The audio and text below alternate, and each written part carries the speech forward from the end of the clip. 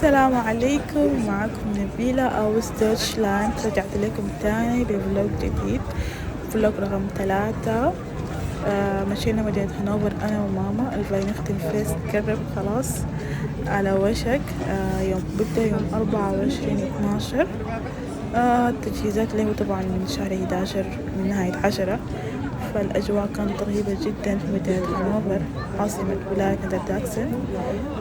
أجواء رهيبة، تزيين، الشوارع مزينة. الجو كان حلو، يعني درجة الحرارة ما كانت عالية، يعني ما كانت منخفضة جدا. وبس.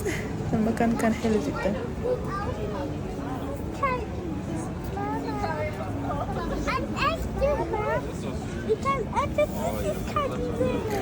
طبعا بعد ما رجعت البيت عملت الوصفة اللي هي تشيكن فلي، وصفة اليوم. أول حاجة نضفت الدجاج بالزيت، بالليمون أقصد.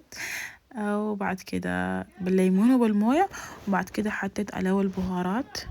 بهارات يعني المتوفرة عندكم، تمام. وبعد كده بنحط عليه بيض ودقيق وشوية موية، بنعمل مزيج. وبعد كده بنحطه على الفراخ ونحطه ليلة كاملة في التلاجة عشان يتبل كويس والمكونات كلها تدخل في بعضها البعض.